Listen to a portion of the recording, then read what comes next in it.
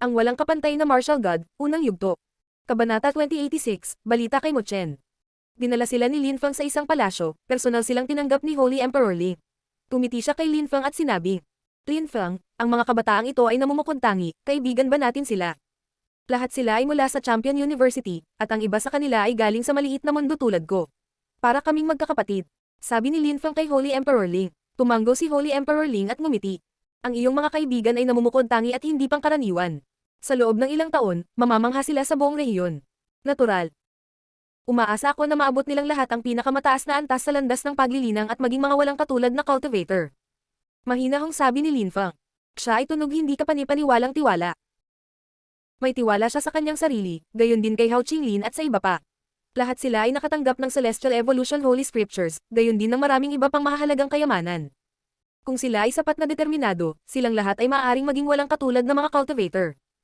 Kailangan lang nilang magsanay, maging determinado, at ibigay ang lahat ng kanilang makakaya. Noon, sinubukan nina Hao Qinglin at Jian Mang na pumunta sa Holy Way Stage. Dalawang hakbang pa. Ang kanilang dugo at katawan pati na rin ang potensyal na kailangan upang mapabuti, ngunit ang kanilang determinasyon ay hindi isang problema sa lahat. Perpekto para sa kanya ang Kalpa Indestructible Deva Mara na skill ni Lin Feng at ang kanyang Deva Mara Kalpa Strength Cleansing Technique kaya sa mga tuntunin ng katawan, walang problema, ngunit maaaring hindi ito sapat para sa kanila. Nang marinig ni Holy Emperor Ling si Lin Feng, napangiti siya sa sarili. Bata pa si Lin Feng at mayabang kung minsan, ngunit maaaring ganoon siya dahil malakas siya. Nang magpakita ang mga Beastmasters, si Lin Feng ay nanatiling walang takot. Ginawa pa niya ang 7th Beast na pumikit. Sinalakay pa siya ng Saint Emperor ng biglaan, ngunit nabigo ito. Kumbinsido si Holy Emperor Ling na kung hindi mamatay si Lin Feng, magiging isang walang katulad na cultivator siya sa madaling panahon. Dahil kaibigan mo sila, maaari silang pumasok. Masayang sabi ni Holy Emperor Ling, tumanggo sa lahat. Nag-organisa siya ng isang piging para sa kanila, naupo ang lahat at nagtanong si Holy Emperor Ling. Lin Feng, bumalik ang Animal District, alam mo ba kung bakit? May sikretong nangyayari. Tanong ni Lin Feng, naiintriga. Siguro hindi lang sila interesado sa Holy Country ng Chitian, baka gusto nilang maghanda ang mga Beastmaster para sa Meeting of the Continent of the Nine Clouds. Mahinahong mungkahi ni Holy Emperor Ling. Kumunat ang noo ni Lin Feng, hindi naiintindihan. Ang kontinente ng Siyam na ulap ay nahahati sa ilang rehiyon. Makajos na ulap, madilim na ulap, lunti ang jade na ulap, pulang ulap, maliwanag na ulap, jade ulap, asul na maputlang ulap, lilang ulap, kataas-taasang ulap. Bihirang bumiyahe ang mga tao sa iba't ibang rehiyon dahil dalawa lang ang paraan ng paglalakbay sa pagitan ng mga rehiyon. Ang una ay ang pagtawid sa Celestial Country, at ang pangalawang paraan ay ang paggamit ng isang bakanteng space tunnel. Ang mga taong may lakas ng Huangqi layer at mas mababa ay maaaring tumawid sa Celestial Country, ngunit ang mga dakilang emperador ay walang pagpipilian kundi gumamit ng isang bakanteng lagusan sa kalawakan. Sa makatuwid, ang mga tao ay bihirang magkaroon ng balita tungkol sa ibang mga rehiyon. Mahinahong sabi ni Holy Emperor Ling, nabuhay siya ng maraming taon, at minsan lang siya nakapunta sa ibang rehiyon. Ang mga cultivator ba ay nagsasagawa ng paglilinang sa parehong paraan tulad ng ginagawa natin sa ibang mga rehiyon? Sabi ni Lin Feng sa kanya. Maaabot nating lahat ang iisang layunin sa iba't ibang ruta, lahat ng kalsada ay patungo sa kabisera. Sila ay mga cultivator tulad natin, ngunit mayroon silang iba't ibang pamamaraan. Narinig ko na sa Red Clouds, ang mga tao ay hindi kapanipaniwalang mga doktor. Narinig ko na sa Blue Pale Clouds, maraming nakakatakot na cultivator ng espada. Iba-iba ang ginagawa ng mga tao sa paglilinang depende sa kung saan sila nagmula. Ang Godly Clouds ay ang gitnang bahagi ng kontinente ng Siyam na ulap, at ito rin ang pinakamalakas na rehiyon, lahat ng mga paaralan ng pag-iisip ay nakikipaglaban doon. Maraming mga henyo na tulad mo, na may potensyal na maging walang katulad na mga cultivator, ang gustong pumunta doon upang makita ang pinakamalakas na henyo sa mundo. Ano ang pagpupulong na iyon ng kontinente ng Siyam na ulap? Saan ito at sino ang maaaring pumunta? Tanong ni Lin Feng. Narinig niya ang tungkol sa mga rehiyon ng kontinente ng Siyam na ulap. Siyam na rehiyon, isa sa gitna, 8 sa paligid nito. Ang Makajos na ulap ay ang tanging rehiyon na may hangganan sa iba pang 8 rehiyon.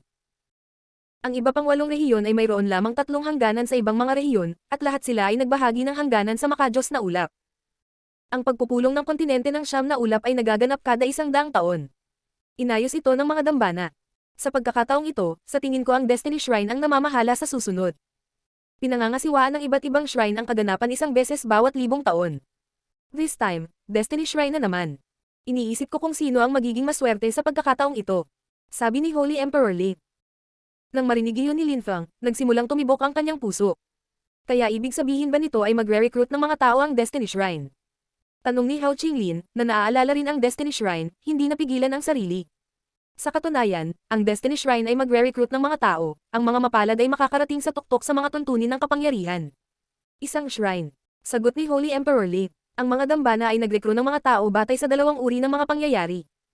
Kapag binibigyang importansya nila ang isang taong nakasalubong nila, karamihan ay mga taong may mga king type na katawan, o mga taong nagpatunay na sila ay malakas sa panahon ng pagpupulong ng kontinente ng Siyam na Ulap. Sa makatuwid, ang mga taong nagmula sa shrines ay napakalakas, at ito ay lubhang kapaki-pakinabang para sa kanilang mga pamilya, tulad ng Hiklan mula sa Tianyuan Ancient City. Mayroon silang ilang mga disipulo sa Destiny Shrine. Dahil ang Godly Clouds ay isang rehiyon na konektado sa mga shrine, maraming tao ang gustong pumunta doon. Ito rin ang dahilan kung bakit ang Godly Clouds ang pinakamalakas na rehiyon. Kaya pinalaki ng Animal District ang 13 Young Beastmasters na iyon para mapunta sila sa Godly Clouds. Bulong ni Lin Feng. Tumanggo si Holy Emperor Ling. Sa katunayan, gusto nilang pumunta ang kanilang mga Young Masters sa Meeting of the Continent of the Nine Clouds. May mga gustong maging First Master ng ating rehiyon, ang Dark Knight Region. Isang halimbawa si Wuju, at kaya gusto ng Wuju Holy Palace na magkaanak si Wuju bago umalis. Kung mamatay si Wuju sa ibang bansa, wala na silang mga inapo. Nang marinig iyon ni Lin Feng, ngumiti siya. Gusto talaga ni Wuju na magkaanak kay Yi Tianzhao. Ang katotohanan ay nagpatawa kay Lin Feng, akala niya ay nagbibiro ang isa. Gayunpaman, ang pinakamalakas na cultivator ng kontinente ng Siyam na Ulap ay mabilis na umuunlad. Kinailangan nilang, para sa pagpupulong ng kontinente ng Siyam na Ulap, at upang maging pangunahing mga cultivator ng rehiyon, din. Sino ang babalik ng ligtas at maayos? Tanging ang pinakamalakas na cultivator. Wala tayong mga henyo sa Holy Spirit Dynasty. Lin Feng, huwag palampasin ang pagkakataong ito.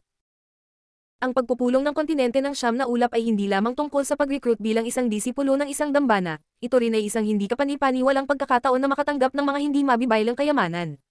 Sabi ni Holy Emperor Ling kay Lin Feng. Isang hakbang na lang ang layo ni Lin Feng mula sa pag-abot sa tuktok ng Huangqi Layer. Sa antas na iyon, si Lin Feng ay magiging napakalakas. Kahit na hindi pa rin nakakasilaw si Lin Feng sa Meeting of the Continent of the Nine Clouds, mayroon siyang oras para umunlad. Walang pag-aalinlangan na bamulong si Lin Feng sa kanyang sarili, walang sinabi. Sa katunayan, ayaw niyang palampasin ang Meeting of the Continent of the Nine Clouds. Sa sandaling iyon, tumingin si Lin Feng kay Hao Qinglin, ibinaba nila ang kanilang mga ulo at nanatiling tahimik, mukhang hindi sila masaya. Ikalawang kapwa-disipulo, pangatlong kapwa-disipulo, Roo Xi, Xing Zan, Ban Roo, hindi ba lumabas tayong lahat para lang magsanay ng cultivation? Ang mga mata ni Lin Feng ay kumikinang. Kung lumabas lang sila para mag-practice, bakit sila mananatili sa napakalaking grupo? Brother, may nangyari ba? Tanong ni Lin Feng. Natigilan si Hao Qinglin, itinaas niya ang kanyang ulo at tumingin kay Lin Feng. Pagkatapos, tumingin siya kay Holy Emperor Ling. Tumiti si Holy Emperor Ling at nagsabi, "Aalis na ako. Kung kailangan mo ako, pakiusap, tanungin mo akong lahat." Umalis ang Holy Emperor. Sigurado si Lin Feng na may problema ngayon. Brother, anong nangyayari? Tanong muli ni Lin Feng. Muling itinaas ni Hao Qinglin ang kanyang ulo, tumingin kay Lin Feng, huminga ng malalim at sinabing, "Brother, mayroon kaming balita mula kay Mo Chen." Mo Chen. Ang mga mata ni Lin Feng ay kuminang at nagtanong siya. Nasaan siya? Ayokong sabihin sa'yo nung una, pero dahil gusto mong umalis papuntang Godly Clouds, wala akong choice kundi sabihin sa'yo. Noong umalis kami sa maliit na mundo noon, sina Mo Chen at Emperor Yu ay konektado sa pamamagitan ng isang thread ng kaluluwa, at nagpalitan din sila ng Jade Talismans. Ang Soul Jade Talisman ni Mo Chen ay pumuputok. Sabi ni Hao Qinglin. Ang puso ni Lin Feng ay kumirat at ang kanyang mukha ay namutla. Naikuyom niya ang kanyang mga kamao. Nasira ba? Tanong niya. Hindi. Ito ay kakaiba. Basag lahat, parang sapot ng gagamba. Ngunit hindi ito nasira. Siguradong nasa panganib siya. At si Emperor Yu ay nakatanggap ng ilang balita mula sa kanya sa pamamagitan ng isang thread ng kaluluwa. Sabi ni Hao Qinglin. Mukha siyang labis na kinakabahan habang nagngangalit ang kanyang mga ngipin. Ipinagpatuloy niya. Sinabi niya kay Emperor Yu na kung siya ay muling magkatawang tao, magiging magkapatid pa rin sila. Sinabi rin niya na ang Godly Clouds ang magiging libingan niya, at nagkaroon siya ng isang karapat-dapat na buhay, hindi niya nais na mamatay ang kanyang kamatayan. Maghayganti at hiniling niya kay Emperor Yu na huwag sabihin sa amin ang tungkol dito. Pumunta si Mo Chen sa Godly Clouds. Nanigas ang mukha ni Lin Feng. Sa Dark Knight Region, okay lang sana, pero ibang kwento ang Godly Clouds. Paano nila siya mahahanap doon? At mula sa mensaheng ipinasa niya, nakatagpo siya ng isang nakakatakot na kaaway. Kung hindi, hindi niya kailanman sinabi sa kanila na huwag ipaghiganti ang kanyang kamatayan. Pero bakit bitak lang ang antel niya at hindi nasira? Oo, hindi namin alam kung paano, kailan o bakit, gustong pumunta ni Emperor Yu at hanapin siyang mag-isa, ngunit pinigilan namin siya, pagkatapos ay nagpa siya kaming pumunta at hanapin siya mismo, at hiniling sa universidad na alagaan siya. Brother, paano mo maitatawgo sa akin ang katotohanan? Galit na sigaw ni Lin Feng. Ito ang unang pagkakataon na nagalit siya kay Hao Qinglin. Paano nila gustong pumunta sa Godly Clouds kung wala siya? Lin Feng, si Shiju Lauxian, at mayroon ka naming kasunduan. Buntis si Meng Qing, gusto ka naming protektahan. At kung may mangyari man sa amin sa Godly Clouds, at least magagawa mong ipaghiganti ang pagkamatay namin. Kung tutusin, ikaw ang pinaka-talented sa aming lahat. Bamantong hininga ni Rooexi. Pero dahil gusto mo rin pumunta sa Godly Clouds, pwede na tayong pumunta. Sinubukan ni Lin Feng na kumalma, ngunit mahirap. Sinabi niya, ang mga disipolo ni Tiantai, lahat ay parang magkakapatid. Ang walang kapantay na martial god, unang yugto. Kabanata 2087, Judge Mary City. Ang mga miyembro ng Tiantai ay nanatiling tahimik ng ilang segundo at pagkatapos ay tumango. Ang mga disipulo ni Tiantai, lahat ay parang magkakapatid. Kahit na mahanap natin ang Godly Clouds, paano natin mahahanap ang ating kapatid? Tanong ni Lin Feng. Kailangan nilang mahanap siya ng mabilis, ngunit mas madaling sabihin kaysa gawin. Maaring tumulong ang mga ninuno ng unibersidad, naghanda sila ng ilang Great Imperial Weapons para sa atin, kasama ang ilang Soul Locking Bells. Inilagay ni Emperor Yu ang Soul Thread ni Mo Chen sa Soul Locking Bells, makakatulong ito sa atin na mahanap siya. Sa makatuwid, kung makikita natin ang Godly Clouds, mahahanap natin kung nasaan siya. Siyempre, hanggat napatigil si Hao Qinglin. Si Mo Chen ay hindi papatay, ngunit ang kanyang anteng-anteng ay basag. Hindi dapat ipagpaliban ang usapin. Maghanda na tayo para umalis. Sabi ni Lin Feng. Kailangan nilang iligtas si Mo Chen. Iginagalang ni Lin Feng ang kanyang mahal na guro na si Mo Chen. Sige, mabuti. Mayroon kaming mapa. Ang hangganang lungsod sa pagitan ng Godly Clouds at ng Dark Knight Region ay Judgment Day City. Isa rin ito sa 18 pangunahing lungsod ng rehiyon, ito ay nasa gilid ng rehiyon. Dapat tayong pumunta muna sa Judgment Day City at pagkatapos ay gagamit tayo ng bakanteng space tunnel para maglakbay sa Godly Clouds. Ang Judgment Day City ay ang pinaka-espesyal na bayan sa Dark Knight Region, dahil sa lokasyon nito bilang border city na may Godly Clouds. Minsan ginagamit ng ilang napakalakas na cultivator ang walang laman na lagusan ng espasyo at pumunta doon. Medyo magulo doon minsan. Minsan ang napakalakas na cultivator ay pumatay ng mga tao para nakawin ang kanilang mga kayamanan. Kaya naman ang pangalan ay Judgment Day City. Kailangan ko munang puntahan ang aking anak. Sabi ni Lin Feng kay Hao Qinglin. Si Hao Qinglin at ang iba ay namangha, anak. Lin Feng, ikaw. Tumiti si Lin Feng at sinabing, hindi mo pa alam, di ba? Mayroon din akong anak sa Holy Spirit Dynasty, ang pangalan niya ay Lin Qiongsheng. Kay Meng Qing ba? Hindi. Pinutol siya ni Lin Feng at sinabing, sumama ka sa akin. Sinundan siya ng kanyang mga kaibigan sa isang patio. Pinaglalaroan ni Yu si Lin Qiongsheng, at nang makita ng bata ang mga taong iyon, na-curious siya. Mga kapatid, asawa ko yan, si Tang Yuyu. Sabi ni Lin Feng, itinuro si Tang Yuyu.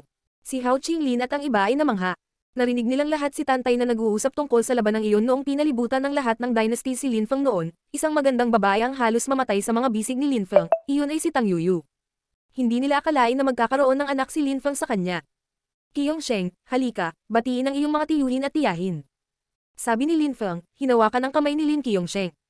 Tumingin ang maliit na bata sa karamihan at sinabi, mga tito at tiya, magandang bata, isa na siyang Tian level cultivator.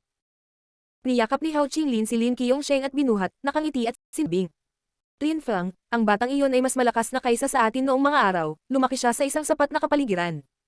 Talaga, kapag matanda na siya, paparanasan natin siya sa mga paghihirap. Nakangiting sabi ni Lin Feng. Hindi magiging madali ang paglilinang. Lin Feng, dapat mong dalhin siya sa aking tribo, ngunit bilang isang Tian level cultivator, sayang na ito. Sabi ni Tantay na nakatingin sa bata. Inilibot ni Lin Feng ang kanyang mga mata. Iba ang pagpapalaki ng mga kabataan ng tribo ni Tantay. Hindi nila hinayaang makalusot sila ng masyadong mabilis, bigla silang naging mas malakas pagkatapos ng maraming taon. Tang Yuyu, pupunta ako sa Godly Clouds kasama ang mga kaibigan ko. Mangyaring manatili dito. Sabi ni Lin Feng kay Tang Yuyu. Sasama ako sayo. Ang Holy Spirit Dynasty na ang bahala kay Qiongsheng. Sabi ni Tang Yuyu kay Lin Feng. Sige, maaari kang manatili sa mundong iyon. Sabi ni Lin Feng, hinaplos ang mga pisngi ni Tang Yuyu. Naintindihan niya at tumango. Ang cool. Sabi ni Tantay. Nagtawanan ng lahat. Tumingon si Lin Feng at sinuntok ang balikat ni Tantay. Naghanda si Lin Feng ng ilang bagay para sa paglalakbay. Nagpaalam din siya sa mga cultivator ng Holy Spirit Dynasty, hindi nila pipigilan ang Yuyu at siya na umalis. Hanggat nananatili si Lin Qiongsheng sa kanila, ayos lang. Umalis si Lin Feng at ang iba papapuntang Judgment Day City. Sa araw ding iyon, umalis din ang 13 cultivator mula sa dinastiyang hayop. Nang makita sila ng malalakas na cultivator ng iba't ibang dinastiya, nagulat sila. Ang 13 malalakas na cultivator ay susubukan ang kanilang kapalaran sa ibang bansa. Sa mga araw na ito, napatunayan ng Animal District na sila ay matatag at napakalakas, walang maglalakas loob na atakihin sila. Kinailangang bumangon ang 13 malalakas na cultivator. Sa Holy Palace ng Wulju, si Wulju ay nakahiga sa kama kasama ang isang magandang babae at sinabing, "Hintayin mo ako, babalik ako." Galit na tumingin sa kanya si Yi Tianzhao, gusto siyang patayin. Damyugo ang labi niya. Halo-halo pa rin ang nararamdaman niya. Si Wulju ay isang bastard, ngunit nagawa niyang ibalik siya upang magkaroon ng anak. Alam kong mami mismo ako. Nakangiting sabi ni Wulju. Hinalikan niya ito sa labi at sinabi, "Babalik ako bilang isang bayani at magkakaroon tayo ng tunay na seremonya ng kasal." Sa tingin mo ba ako ang magpapalaki sa anak mo? Dinuraan ng malamig si Yi Tianzhao. Ilang araw na tayong magkasama, bakit ganyan? Hintayin mo ako, babalik ako. Hinaplos ni Wulju ang kanyang mga pisngi at umalis. Pagkatapos, bumangon siya sa himpapawid at umalis, mukha siyang kumpiyansa at kalmado. Ang mukha ni Yi Tianzhao ay nakamamatay na mapatla, siya ay galit na galit. Ang bastard na iyon. Noong mga araw na iyon, umalis ang isa pang grupo ng malalakas na cultivator, kabilang si Saint Tianhan. Maraming tao mula sa iba't ibang dinastiya, kabilang ang maraming dakilang emperador. Lahat sila ay may isang layunin. Ang Judgment Day City. Bawat daang taon, ang Judgment Day City ay nag-host ng maraming malalakas na cultivator. Ito ay isang napakasinaunang lungsod. Bawat daang taon, naging magulo ang kapaligiran. Ang presyo upang pumunta sa Godly Clouds ay mas mahal sa bawat oras, ang mga taong kumokontrol sa walang laman na space tunnel ay patuloy na nagtataas ng presyo. Dahil doon, maraming tao ang pumatay ng ibang tao para nakawin ang kanilang mga kayamanan para mabayaran ang biyahe. Maraming matatapang na cultivator mula sa malalayong lugar ang pumunta doon at napagtanto na wala pa rin silang sapat na mamahaling bagay na pambayad sa paglalakbay kahit na kinuha ng ilan sa kanila ang lahat ng pag-aari ng kanilang pamilya. Karamihan ay naging desperado. Hindi naging madali ang pagpunta sa Godclouds. Bukod doon, mahigpit din ang kompetisyon sa ekonomiya, ngunit ang pagnenegosyo sa Judgment Day City ay isang maunlad na aktibidad dahil ito ay isang border city. Bukod dito, bawat daang taon, napagtanto din ng maraming tao, nang dumating, na ang mga tiket para sa walang laman na lagusan ng espasyo ay nabili na, ganap na naibok. Gayunpaman, ang ilang mga tao na bumili ng mga ito ng maaga ay nagbebenta ng mga ito sa nakakatakot na presyo. Ang mga taong kumokontrol sa walang laman na lagusan ng kalawakan ay bumuo ng isang alyansa. Ang 7 sinaunang Holy Clan ay nagsanib kamay upang kontrolin ito, at nagkaroon ng malaking kapangyarihan sa lungsod ng araw ng paghuhukom. Walang nang ahas na salakayin sila, kaya napakayaman nila. Kung hindi, nawasak sila ng mga tao, nagmamay-ari sila ng isang nakakatakot na kumikitang negosyo. Sa sandaling iyon, sa labas ng istasyon, si Lin Fang at ang iba ay nagtanong sa ilang tao kung paano pumunta sa Godly Clouds. Natigilan sila. Nalaman nila na ang mga espesyal na bangka ay kinakailangan upang gamitin ang walang laman na lagusan ng kalawakan, at sila ay napakabihirang. Isang bangka na lang ang natitira kada 3 buwan, at 100 tao lang ang kayang tumanggap ng isang bangka, malayo pa ito sa sapat. Sa makatuwid, kung minsan ang mga tao ay narito sa loob ng maraming taon bago pumunta sa Godly Clouds. Ngayon, kahit malapit na sila sa Godly Clouds, mahihirapan silang makakuha ng tiket, lalo na't peak period iyon. Anong bastards? Walang natirang tiket para sa bangka sa loob ng 3 buwan, at dahil makakabili ka ng mga tiket para sa ibang araw, dahil sa kanila, hindi tayo makakapunta sa Godly Clouds. Galit na sumpa ni Tantay. Nag-iisip pa nga siya kung sinasadya ba nila ang ganoong bagay. Normal lang, sa ganoong paraan, kung gusto mo talagang bumili ng tiket, dapat mong bilhin ito sa 10 beses ang presyo. Sabi ni Hao Qinglin. Nanatili siyang kalmado. Kailangan nilang maghanap ng ibang paraan at sa anumang kaso, si Hao Qinglin ay bibili sana ng mga tiket kung maaari at ibebenta ang mga ito sa mas mataas na presyo. Magaling sana siyang negosyante. Kaya dapat ba tayong maghintay ng 3 buwan? Tanong ni Tantay. Hindi ka makakakuha ng tiket kahit na maghintay ka, maghihintay ka lang ng walang kabuluhan, hindi ka makakakuha ng tiket. Sabi ni Lin Fang, kailangan nating maghanap ng ibang paraan upang makakuha ng mga tiket. Sige, tara tingnan natin ang auction house. Sabi ni Hao Qinglin. Nabalitaan ng grupo na ang Doomsday Auction House ang pinakamalaking auction house ng Judgment Day City. 3 tiket ang nabili doon araw-araw. Si Lin Fang at ang iba ay galit na galit. Sinong maghihintay ng ganito katagal? Parami ng parami ang mga tao araw-araw sa Judgment Day City, na ang ibig sabihin ay kung maghihintay ka, lalong mahirap makakuha ng tiket. Halimbawa, sa unang araw, mayroong 1,000 tao para sa 3 tiket, sa ikalawang araw, mayroong 2,000 tao para sa 3 tiket at iba pa. Napakalupit. Bukod sa Doomsday Auction House, ang iba pang mga auction house ay may mas kaunting mga tiket, isa araw-araw. Ang pagkuha ng mga tiket ay hindi madali. Ang walang kapantay na martial god, unang yugto. Kabanata 2088, mga auction. Ang Doomsday Auction House ay isang kahangahangang auction house. Walang sino man ang nagkaroon ng kalamangan doon, lahat ay tinatrato ng pantay. Nang dumating si Lin Fang at ang iba pa, sila ay natigilan at hindi nakaimik. Ito ay hindi kapanipaniwala, napakaraming tao, kung ang isang tao ay nakakuha ng isang mahalagang kayamanan sa harap ng lahat, hindi ba ang pinakamalakas na cultivator ay nais na nakawin ito mula sa kanila? Hindi alam ni Linfang at ng iba pa kung ano ang iisipin. Sa sandaling iyon, marami ng tao. Naghintay sila simula pa noong una. Si Linfang at ang iba pa ay sumali sa karamihan at umupo sa taas sa bleachers. Dahil 3 lang ang tiket araw-araw, gusto nilang makuha ang una kahit man lang. Hindi sila makapag-aksaya ng oras. Brother, mayroon kang soul lockang bells, kumusta si Mo Chen? Tanong ni Linfang kay Hao Qinglin. Magaling siya. Kailangan na nating magmadali. Sabi ni Hao Qinglin, tumango habang sinisiyasat ang soul lockang bells. Oo, uupo ako sa ibang lugar, hindi natin maipapakita sa lahat na kilala natin ang isa't isa, mas ligtas ito. Sabi ni Linfang. Tumayo siya at bumaba ng bleachers. Pagkaraan ng maikling panahon, dumating si Linfang sa front lines, nakita niya ang isang row kung saan isang babae lang ang nakaupo. Kumaway ang ilang tao kay Linfang at nagsabi. Kamahalan, mangyaring pumunta sa ibang lugar. May mga pribadong row ba sa auction house? Tanong ni Linfang na may mapait na ngiti, ngunit hindi siya nagpumilit. Umupo na lang siya sa ikatlong hanay, magsisimula na ang mga auction. Ang babaeng iyon ay protektado ng mga dakilang emperador, tiyak na mula siya sa isang sinaunang angkan, naisip ni Linfang. Hindi niya pinansin. Hindi niya kailangan. Hindi ipinakita ni Hao Qinglin at ng iba pa na kilala nila si Linfang. Kung nakakuha ng tiket si Linfang, hindi magiging madali ang paghahanap sa kanya, ang isang tao ay mas mahirap hanapin kaysa sa isang grupo ng mga tao. Parami ng parami ang dumating. Malawak ang lugar, ngunit medyo tahimik. Walang nagsasalita, at nang magsalita sila, nagbulungan lang sila. Sa wakas, ang ilang mga tao mula sa auction house ay lumitaw sa parehong oras. Dala nila ang lahat ng uri ng mga kahon at mga dibdib. Wala silang inilagay sa mga singsing. Ang manager ay isang nasa katanghaliang gulang na lalaki. Siya ay may kahanga-hangang hitsura, at isang dakilang emperador. Parehong lumang panuntunan, nag-aalok ng magandang presyo, walang ampisang presyo. Sabi ng nasa katanghaliang gulang na lalaki, na nagpapakita ng isang kahon.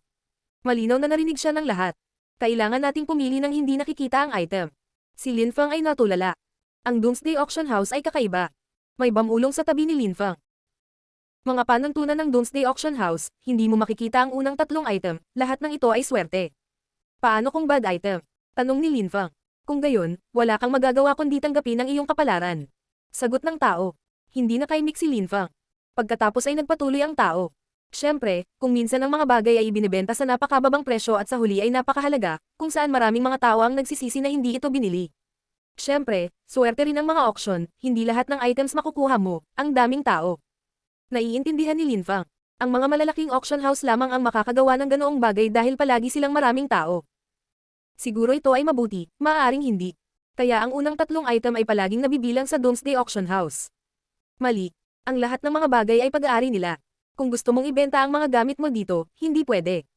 Kung gusto mong magbenta ng isang bagay dito, binibili nila ito mula sa iyo sa isang presyo na tumutugma sa iyong mga inaasahan at kanilang mga kalkulasyon, at pagkatapos ay kapag ito ay kanila, ibinebenta nila ito. Siyempre, kung ang iyong item ay hindi kapanipaniwala, ang Doomsday Auction House ay magiging patas. Ang presyo kung saan ibinebenta nila ang mga bagay na ibinenta mo sa kanila ay wala nang kinalaman sa iyo, kahit na makakuha sila ng hindi kapanipaniwalang presyo para dito. Kawili-wili. Tumiti si Linfang. Maraming tao ang nagsimulang sumigaw ng mga presyo. Hindi nila alam kung ano ang item, kaya walang nagmungkahi ng nakakatakot na presyo. Karamihan sa mga tao ay nagmumungkahi ng mga sandatang imperial o ordinaryong mga kasulatan, at kung minsan ay ilang kakaibang bagay. Mahusay na imperial na mga kasulatan, Rotten Hell Ocean, nabubulok na lakas, nabubulok agad ang dugo ng mga tao, perpekto ito para sa mga taong kumokontrol sa Death Cosmic Energies. Mahinahong sabi ni Linfang sa sandaling iyon. Agad, maraming tao ang tumingin sa kanya. Great Imperial Scriptures. At ito ay isang napakabihirang libro. Para sa isang hindi kilalang item, ito ay medyo sobra. Ang nasa katanghaliang gulang na lalaki sa entablado ay tumingin kay Linfang at ngumiti ng walang pakialam. Sino pa ba? Walang nagsabi ng kahit ano. Napakarami na ng rare Great Imperial Scriptures. Sige, congratulations, nakuha mo ang unang item. Kapag nabili na ang pangatlong bagay, maaari kang lumapit at kunin ang iyong gamit. Sabi ng nasa katanghaliang gulang na lalaki na mahinahong tumango.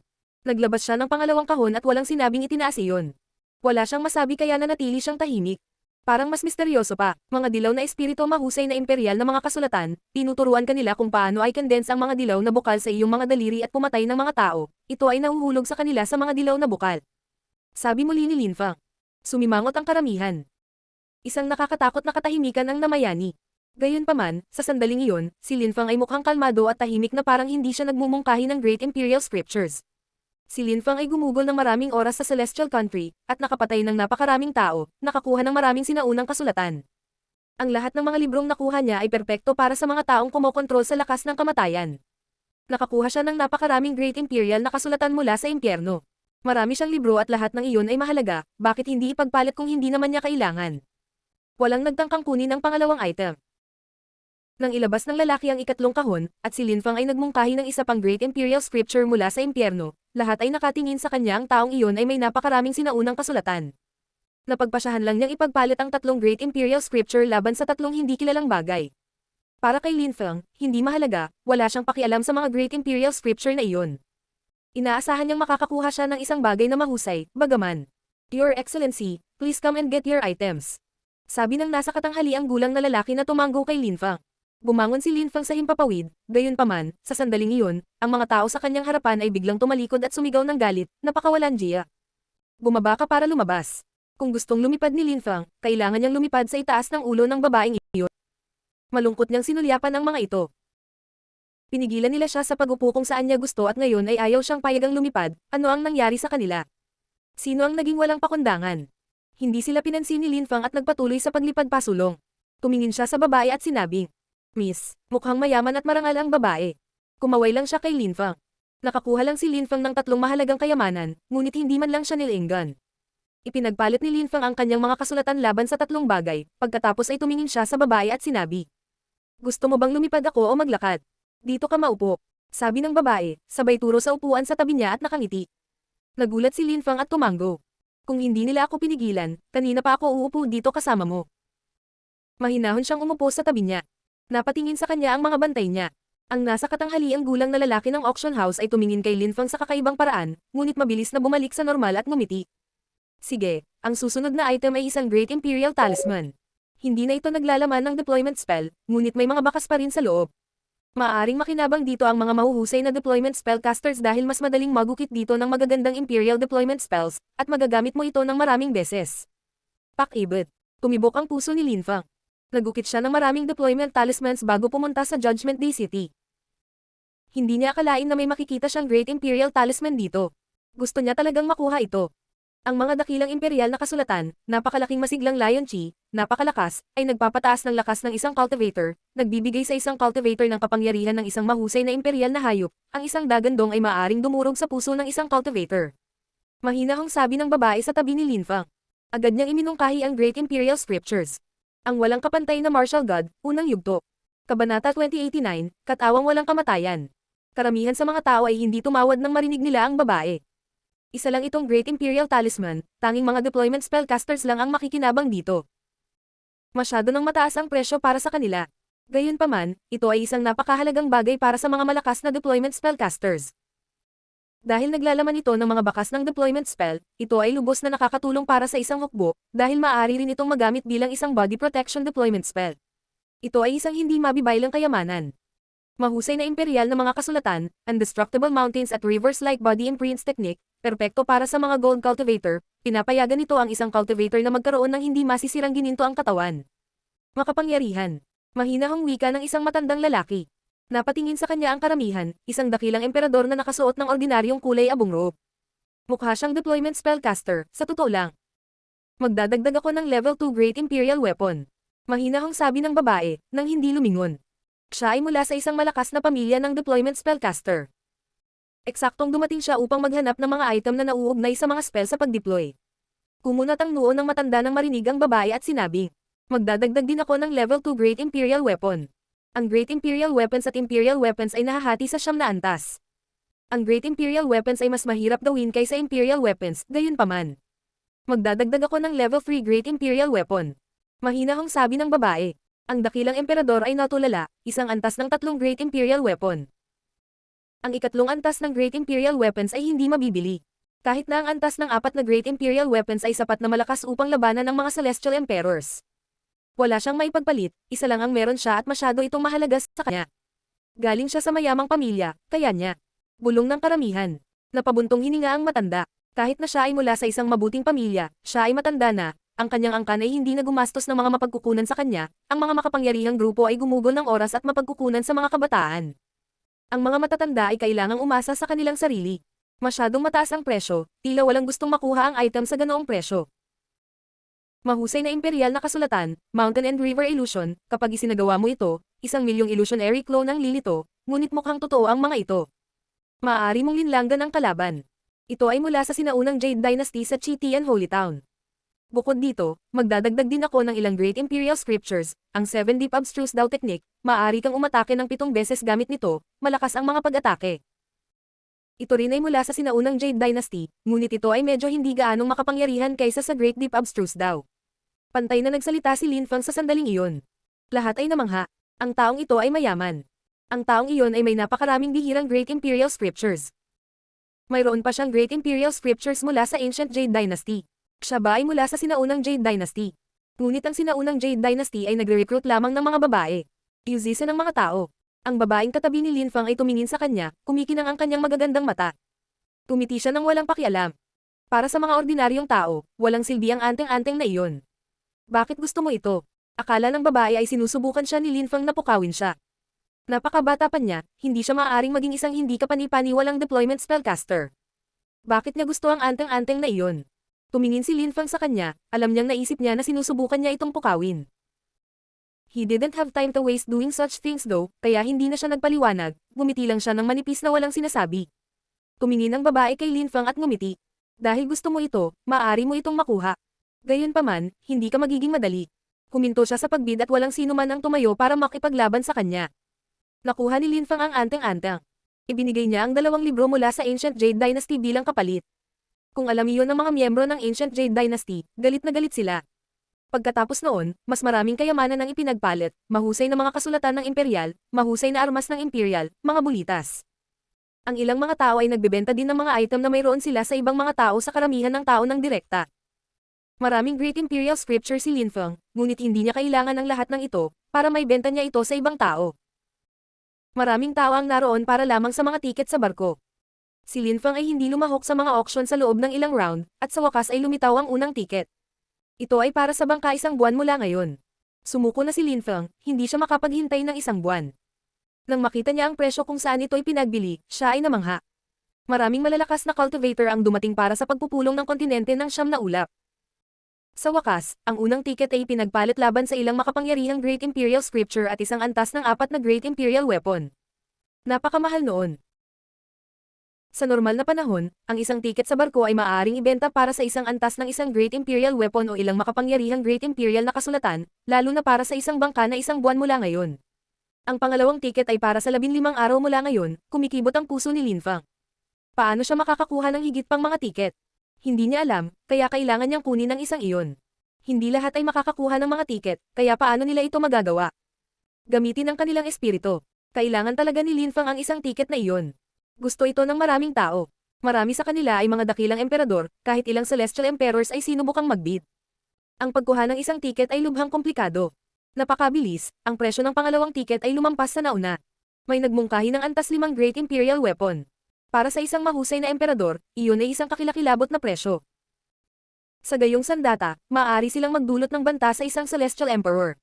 Ancient Holy Scriptures mula sa Ancient Jade Dynasty, Great Deep Abstruse Dao, para sa 2 tiket. Sabi ni Lin Feng sa sandaling iyon. Biglang tumimik ang lahat. Sinusubukan niyang ipagpalit ang sinaunang Holy Scripture laban sa mga tiket sa barko. Higit pa riyan mula sa sinaunang Jade Dynasty. Ang Great Deep Abstruse Dao. Nakakabaliw. Kung alam ito ng sinaunang Jade Dynasty, sinubukan nilang patayin siya kaagad. Siyempre, walang pakialam si Lin Feng, gusto na siyang patayin ng Ancient Jade Dynasty. Tinitigan ng nasa katanghaliang gulang na lalaki si Lin Feng at walang pakialam na sinabi.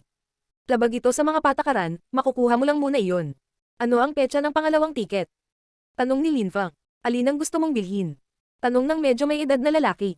Kung hindi mo masabi sa akin ang mga detalye, kakanselahin ko na lang ang aking alok at aalis. Sigurado akong may iba pang matutuwa na makuha ang Ancient Jade Dynasty's Ancient Holy Scriptures laban sa tiket ng barko. Mahinahong sabi ni Lin Feng. Nanatiling tahimik ang nasa katanghaliang gulang na lalaki.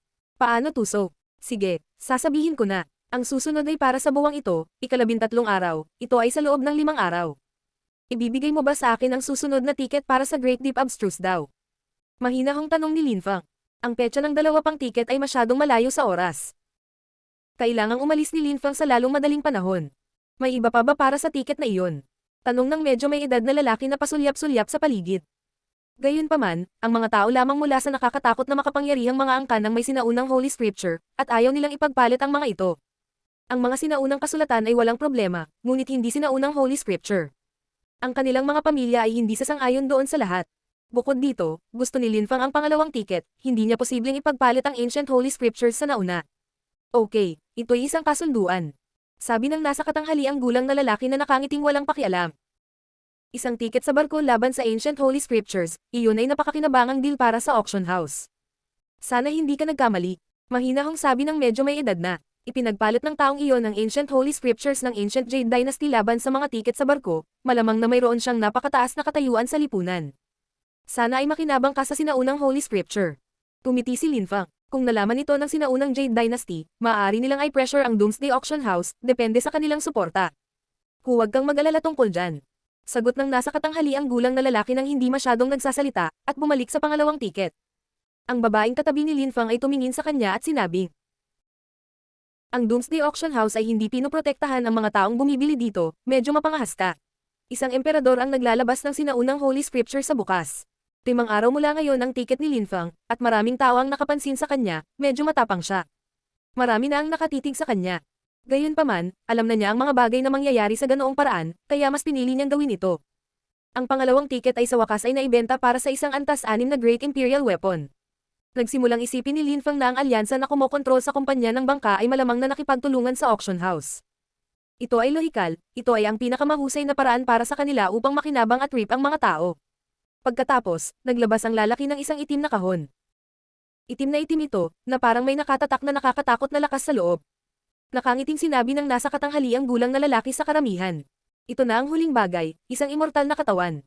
Ang walang kapantay na martial god, unang yugto. Kabanata 2090, Sinong Bobo? Isang walang kamatayang katawan. Nagulat ang karamihan. Maaring manatiling buo ang mga katawan ng mga emperador sa loob ng maraming taon, at ang mga katawan ng mga dakilang emperador, kapag buo, ay hindi kailanman nabubulok. Mga normal na katawan iyon, ngunit ang ipinapanukala ng Doomsday Auction House ay tila isang pambihirang cultivator. Napatingin ang mga tao sa mahabang kahon. Inilagay ito ng nasa katanghaliang gulang na lalaki sa lupa ng buong pag-iingat. Ilang sinaunang imprint ang lumitaw at dahan-dahang bumukas ang napakalaking kahon. Nakita ng karamihan ang katawan sa loob. Wala itong chi, mukhang buo lang. Anong klaseng katawan yan? Tanong ng isang tao.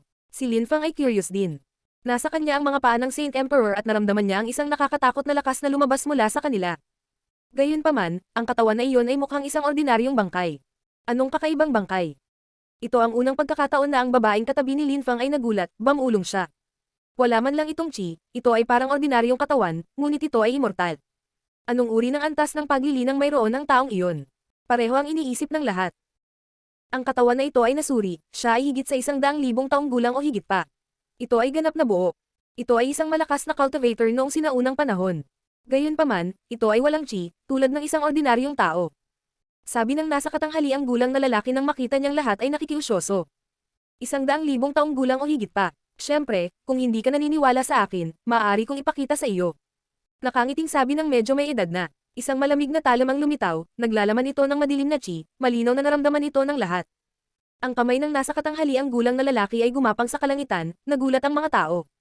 Nakakatakot na talam, ito ay isang antas 4 o higit pang Great Imperial Weapon. Isang nakakatakot na lakas ang umatake sa immortal na katawan. Naninigas ang mukha ng karamihan. Nagkaroon ng metallic clang, at lahat ay namangha dahil ang talam ay walang ginawa sa bangkay. Ang talam na ito ay napakalakas, tulad ng nakita ng lahat, ngunit walang gumagana dito. Ayon sa aming mga quality tester, baka katawan ng Saint Emperor. Walang pakialam na sabi ng nasa katanghaliang gulang. Nagkagulo ang mga tao, ang iba ay nanatiling tahimik. Ang bangkay ng isang Saint Emperor sa isang auction house. Siguro nagdududa ka sa aking mga salita, ngunit masasabi ko sa lahat na ang katawan na iyon ay walang chi at hindi lumalala, ito ay isang nakakatakot na pisikal na katawan. Kahit na iniisip natin na ito ay isang Saint Emperor, wala tayong magagawa dito. Sinubukan naming baguhin ito ngunit hindi namin magawa. Kaya naman binibenta namin. Siyempre, kung hindi pa mataas ang presyo, hindi rin namin ibebenta. Mahinahong sabi ng nasa katanghaliang gulang. Ang Doomsday Auction House ay iba sa ibang mga auction house. Kung hindi sila masaya sa presyo, itinago nila ang mga item. Kung hindi mo magagamit, bakit tayo? Sabi ng walang balak tumawad. Bakit hindi mo sabihin sa amin ang isang batayang presyo kung gayon? Tanong ng iba. Umiling ang nasa katanghaliang gulang at ngumiti. Kung gusto mong magbid lang, kung hindi, huwag kang magbid. Kung nagmungkahi sila ng batayang presyo, hindi gagawa ng anumang hakbangin ang mga tao. Umiling si Lin Feng, hindi siya interesado sa isang katawan na hindi niya maintindihan, ngunit sa sandaling iyon, bahagyang nagbago ang kanyang ekspresyon. May nagsasabi sa kanya na kailangan niyang makuha ang katawan na iyon.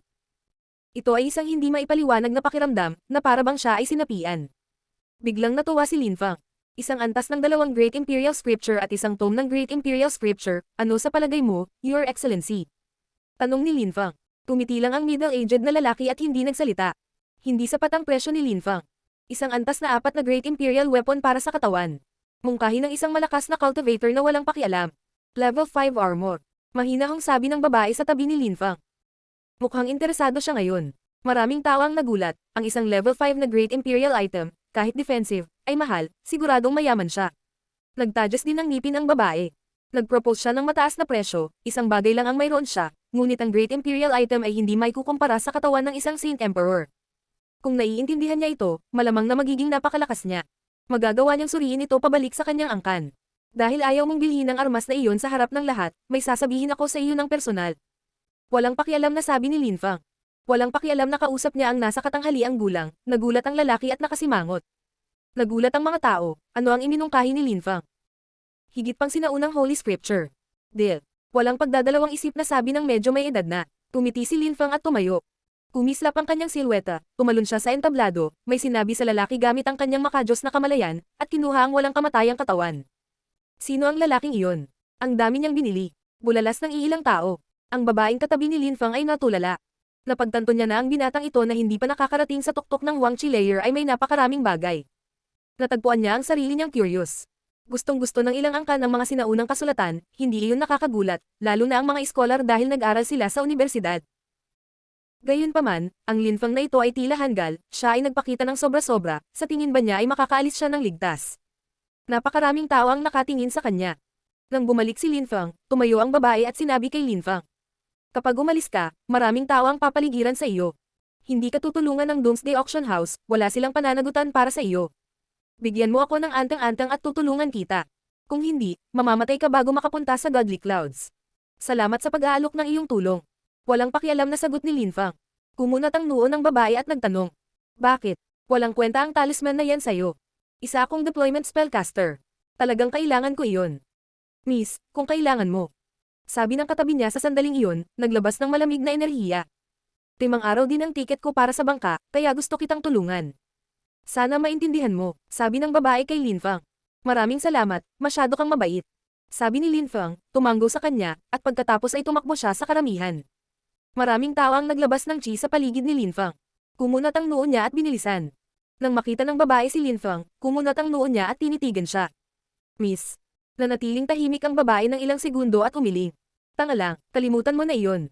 Si Lin Feng ay nasa gitna ng mga tao at bigla siyang hinampas muli ng malakas na hangin. Maraming tao ang umungol ng malamig. Maraming tao ang itinulak palayo. Ang ilang mga tao ay pasuray-suray. Biglang naging magulo ang kapaligiran. Bastos. Galit na sigaw ng isang malakas na cultivator bago subok. Gayunpaman, sa sandaling iyon, ang malakas na hangin ay lumipat patungo sa mga ulap, maraming tao ang humabol sa kanya, ngunit makalipas ang ilang sandali ay nawala ang hangin. Tumitaw si Lin Feng at tumalikod, tumingin pabalik sa karamihan. Sa tingin mo makakaalis ka na lang, sabi ng isang matandang naka-gray na damit. Siya ang may gusto ng anteng-anteng. Ibigay mo sa akin ang item. Isa ka lang emperador. Gumagawa ka ng walang ingat. Nagtataka ako kung saan nag-aaral ang tanga na iyon. Kakaalis lang ng karamihan sa Doomsday Auction House at lahat sila ay naglalabas ng kanilang mga pangil. Sila ay walang takot at hindi man lang nagtangkang itago ang kanilang pagnanais na nakawin ang kanyang mga kayamanan. Matagal na akong hindi nakakita ng taong kawa-tawa. Sabi ng isang binata na naka-cross arm sa harap ng kanyang dibdib. Nasa tabi niya ang mga dakilang emperador na nagpoprotekta sa kanya. Hindi nagpatuloy si Lin Feng sa pagtakbo. Nakatayo lang siya at walang sinabi. Tumiti siya ng nakakaloko. Isang grupo ng mga tanga. Bahagyang nagbago ang ekspresyon ng mga tao. May napagtanto ang isa sa kanila at sinuntok si Lin Feng. Hindi umiwas si Lin Feng. Nagkaroon ng dagandong at pagsabog. Sumabog ang katawan at nawala. Nang maisip nila ang mapanuksong ngiti niya kanina, lahat sila ay naghilamos ng mahabang mukha. Sino ang isang tanga? Isa lang itong clone, umalis na si Lin Feng. Ngunit bakit hindi nila nagawang sundan siya ng kanilang makajos na kamalayan?